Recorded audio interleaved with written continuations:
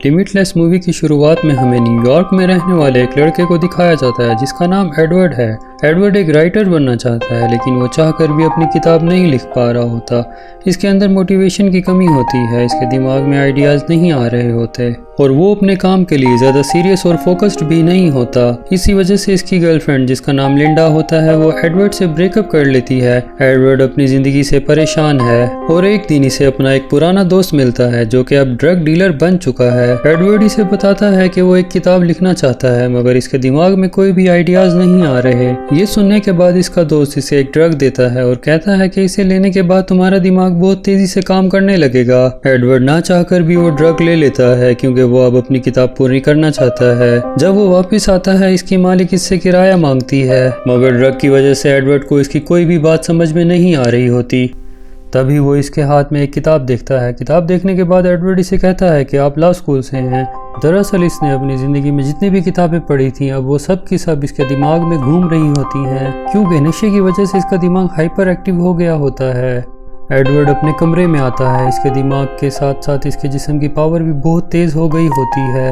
वो अपने कमरे को जो पूरी तरह से बिखरा हुआ था ठीक करता है और अब वो अपने लैपटॉप पर किताब लिखना शुरू करता है। इसके दिमाग में बहुत सारा नॉलेज आ जाता है। बचपन से अब तक इसने जो कुछ देखा होता है, एक्सपीरियंस किया होता है, वो सब कुछ इसके दिमाग में उभर आता है और वो लगातार लिखता जाता है और एक ही दिन में वो अपनी किताब के 90 पेजेस लिख देता है जो बहुत ही अनोखी बात है। ये सब इस ड्रग की वजह से हुआ होता है। अगली सुबह वो अपनी लिखी किताब को पब्लिशर के पास ले जाता है और किताब को वहां छोड़कर आ जाता है। कुछ देर बाद इसे पब्लिशर का कॉल आता है। वो इसकी बहुत ही तारीफ करती है क्योंकि इसने बहुत ही अच्छा लिखा होता है। एडवर्ड के दिमाग में जो ड्रग का असर था अब वो पूरी तरह से ख़त्म हो चुका होता है, इसलिए वो एक बार फिर अपने इसी दोस्त के पास जाता है जिसने इसे ये ड्रग दिया था और वो इसे कहता है कि मुझे ये और चाहिए। तो इसका दोस्त कहता है ठीक है मगर तुम्हें मेरे लिए एक काम करना होगा। वो एडवर्ड को काम बताता है और एडवर्ड वो काम कर देता है और जब वो वापस अपने दोस्त के अपार्टमेंट आता है तो देखता है कि इसे किसी ने मार दिया। एडवर्ड पुलिस को यहाँ बुलाने से पहले वो ड्रग ढूंढ लेता है और इसके बाद वो पुलिस के पास जाकर अपने दोस्त की मौत का बता देता है। पुलिस इसे कहती है कि तुम हमारे कांटेक्ट में रहना। इसके बाद एडवर्ड अपने घर आता है और एक बार फिर से वो ड्रग ले लेता है जिससे इसका दिमाग फिर से हाइपर एक्टिव हो जाता है। इसके दिमाग में बहुत ज़्यादा ज्ञान आ जाता है। वो एक्सरसाइज करता है, साथ ही साथ नई नई चीज़ें सीखना शुरू कर देता है। इसने अपने दोस्त के घर से ड्रग के साथ जो पैसे उठाए थे वो इनको शेयर मार्केट में लगाता है जिससे इसे बहुत प्रॉफिट होता है। लेकिन एडवर्ड और भी बड़ा आदमी बनना चाहता है, इसीलिए वो एक आदमी से कर्जा लेता है और इन पैसों को भी वो एक कंपनी में लगाता है जिससे इसके पैसे डबल हो जाते हैं। इसके बाद वो अपनी एक्स गर्लफ्रेंड लिंडा से मिलता है। लिंडा इसे देखकर बहुत ही खुश होती है क्योंकि वो हमेशा से चाहती है कि एडवर्ड एक बड़ा आदमी बने जो कि वो अब बन चुका है। लिंडा एक बार फिर इसकी ज़िंदगी का हिस्सा बनना चाहती है जिससे एडवर्ड को बहुत खुशी होती है। तभी एडवर्ड देखता है कि इसका कोई पीछा कर रहा है। इसके बाद एडवर्ड को हमें एक दूसरी जगह पर दिखाया जाता है जहाँ पर वो इसी आदमी को चारों तरफ ढूंढ रहा होता है जो इसका पीछा कर रहा था। लेकिन एडवर्ड को यहाँ एहसास होता है कि वो एक होटल में है। इसे समझ में नहीं आता कि वो यहाँ कैसे आया। अगली सुबह इसकी मीटिंग एक बहुत बड़े बिजनेसमैन से होती है। एडवर्ड इसे मिलने के लिए जाता है। वो आदमी एडवर्ड को अपनी कंपनी की पूरी फाइल्स दिखाता है और एडवर्ड इसकी गाड़ी से उतर जाता है और जब वो चल रहा होता है तो इसे चक्कर आना शुरू हो जाते हैं और अगले ही पल वो देखता है वो किसी और जगह है। इसी तरह वो अपने आप को अलग अलग जगहों पर देखता है। एडवर्ड को कुछ भी समझ में नहीं आता और तब ही बहुत सारे लोग इस पर हमला कर देते हैं। पर एडवर्ड के दिमाग में बहुत सारे फाइटिंग सीन आना शुरू हो जाते हैं जिससे वो इन सब लोगों के ऊपर भारी पड़ता है। और अब अगली सुबह दिखाया जाता है कि एडवर्ड अपने घर पर उठता है। आज इसकी मीटिंग दोबारा इस बड़े बिजनेसमैन से होती है मगर आज वो ड्रग्स नहीं लेना चाहता क्योंकि कल जो इसके साथ हुआ था वो नहीं चाहता कि एक बार फिर इसके साथ हो, इसलिए वो इस गोली को लिए बिना ही मीटिंग में चला जाता है। लेकिन इस बार वो इस बिजनेसमैन के सामने कुछ भी नहीं बोल पाता और ना ही इसको कुछ समझ में आता है, इसलिए एडवर्ड मीटिंग छोड़कर निकल जाता है। बाहर आते ही इसकी तबीयत खराब हो जाती है, इसलिए वो अपने घर वापस आ जाता है जहां इसे ड्रग डीलर की बहन का कॉल आता है। वो इसे अपने पास मिलने के लिए बुलाती है। यहाँ एडवर्ड के पास ड्रग डीलर की डायरी भी होती है जिसमें इसके सभी कस्टमर का नंबर होता है और जब वो इन सभी कस्टमर्स को कॉल करता है तो इसे पता चलता है कि इनकी सबकी मौत हो चुकी है और इसमें से कुछ कोमा में हैं, यानी वो जो नशा ले रहा है वो बहुत ही खतरनाक है। अब वो इस ड्रग डीलर की बहन से मिलने जाता है, जहाँ पर वो एडवर्ड को बताती है कि जो तुम ड्रग ले रहे हो कभी मैं भी लिया करती थी। शुरू में इसे लेने से बहुत अच्छा लगता है, लेकिन ये बहुत ही ख़तरनाक है। मैं इसे छोड़ चुकी हूँ और अगर तुम्हें भी अपनी ज़िंदगी प्यारी है तो तुम्हें भी इसे छोड़ना होगा।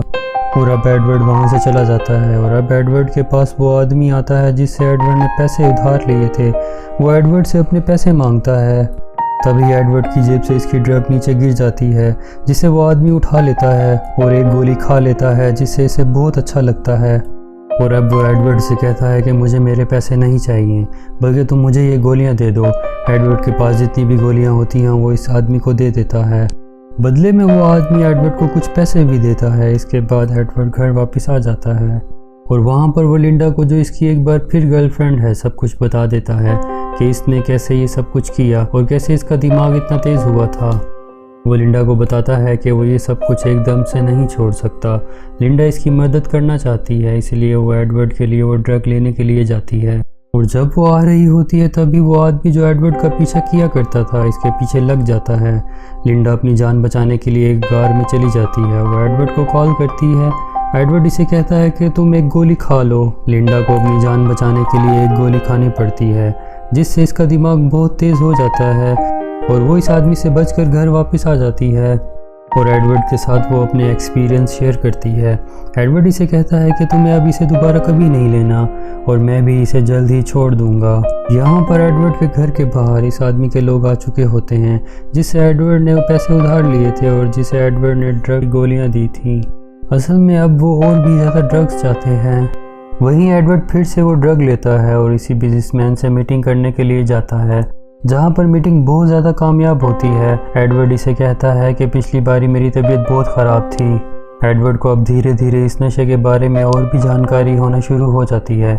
इसे पता है कि इसे लेने के बाद अल्कोहल नहीं पीना, इसे पानी ज़्यादा पीना है और साथ ही साथ पूरी नींद लेनी है। साथ ही साथ वो अपने लिए 2 बॉडीगार्ड भी रख लेता है। अब एक बार फिर से वो इसी बिजनेसमैन से मिलने जाता है, जहाँ वो बिजनेसमैन इसे बहुत सारे अलग अलग बिजनेसमैन से मिलवाता है। यहाँ पर एक बहुत बड़ी मीटिंग होती है, जहाँ पर एडवर्ड सबको बहुत इम्प्रेस्ड कर देता है। यानी कि अब वो बहुत जल्दी इन बहुत बड़े बड़े बिजनेसमैन के साथ मिलकर इन्हीं का हिस्सा बनने वाला है। एडवर्ड जब घर आता है तो देखता है इसका सारा सामान बिखरा पड़ा है, यानी कि इसके घर की किसी ने तलाशी ली है। एडवर्ड अब एक दूसरे घर में शिफ्ट हो जाता है, जहाँ का सिक्योरिटी सिस्टम बहुत स्ट्रॉन्ग होता है। इस कहानी के शुरू में जिस ड्रग डीलर का कत्ल हुआ होता है, इस कत्ल के सिलसिले में एडवर्ड के पास पुलिस वाला आता है, क्योंकि पुलिस को अब एडवर्ड पर शक है। एडवर्ड अपने लिए एक बहुत बड़ा लॉयर हायर करता है, जो इसे सारे इल्ज़ामों से फ्री करवा देता है। अब यहाँ पर एडवर्ड एक बार फिर से फाइनल मीटिंग के लिए जाता है, जो इसकी बड़े बड़े बिजनेसमैन के साथ होती है। लेकिन यहाँ पर जो सबसे बड़ा बिजनेसमैन होता है, जिसकी पिछली मीटिंग में बहुत तबीयत ख़राब थी, वो यहाँ पर नहीं आता, बल्कि इसकी वाइफ आती है। इसकी वाइफ बताती है कि मेरे हस्बैंड की तबीयत ठीक नहीं है, जब तक वो ठीक नहीं हो जाते तब तक हम फाइनल डील नहीं करेंगे। यहाँ पर इन सबको पता चलता है कि वो कोमा में जा चुका है। अब जब वो लेडी अपनी गाड़ी में वापस जा रही होती है तो एडवर्ड देखता है कि इसके साथ वही आदमी होता है जो हमेशा इसका पीछा किया करता था। दरअसल ये इस बड़े बिजनेसमैन का ड्राइवर होता है। एडवर्ड इसे देखकर बुरी तरह से हैरान हो जाता है। एडवर्ड एक बार फिर पिल लेने के लिए वॉशरूम में जाता है, लेकिन वो देखता है कि इसके पास एक भी पिल नहीं होती। दरअसल इसकी पिल्स किसी ने चोरी कर ली और ये चोरी की होती है इस वकील ने, जिसने इसे कत्ल के केस से बाहर निकाला था। अब एडवर्ड अपने घर जाता है, जहाँ इसे पता चलता है कि इस वकील ने इसे धोखा दिया। साथ ही इसके फ्लैट में वो आदमी भी अपने लोगों के साथ आ चुका होता है, जिससे कभी एडवर्ड ने पैसे उधार लिए थे, लेकिन अब इसे अपने पैसे नहीं चाहिए बल्कि इसे पिल्स चाहिए। एडवर्ड इनका सामना नहीं कर सकता क्योंकि इसके पास पिल्स नहीं हैं। अगर इसके पास एक भी पिल होती तो वो इसे खाकर इनका सामना कर सकता था। और तभी इसे याद आता है कि इसने एक डब्बे के अंदर एक पिल को रखा था। वो इस डब्बे को तलाश कर लेता है, लेकिन इससे पहले कि वो इसे खा पाता, यहाँ पर वो आदमी आ जाता है। एडवर्ड के हाथ से वो पिल छूट जाती है, जिसे वो आदमी उठा लेता है और एडवर्ड को बताता है कि अगर इसे बॉडी में इंजेक्ट किया जाए तो नशा और भी लंबा होता है और कोई साइड इफेक्ट भी नहीं होता। अब वो पिल को अपनी बॉडी में इंजेक्ट कर देता है। अब इसका दिमाग हाइपर एक्टिव हो चुका है, लेकिन इससे पहले कि वो कोई एक्शन लेता, एडवर्ड इसे मार देता है और इसके ब्लड को चाट लेता है, जिससे इसका दिमाग हाइपर एक्टिव हो जाता है। क्योंकि ब्लड से इसकी बॉडी के अंदर पिल्स का नशा छा चुका होता है, इसका दिमाग हाइपर एक्टिव हो चुका होता है। अब वो यहाँ सभी को मारकर इस जगह से बाहर निकल जाता है। इसके बाद वो इसी ड्राइवर के पास जाता है जो इसका बार बार पीछा किया करता था। वो एडवर्ड को बताता है कि मेरे बॉस जो कोमा में थे अब वो इस दुनिया में नहीं रहे, वो मर चुके हैं।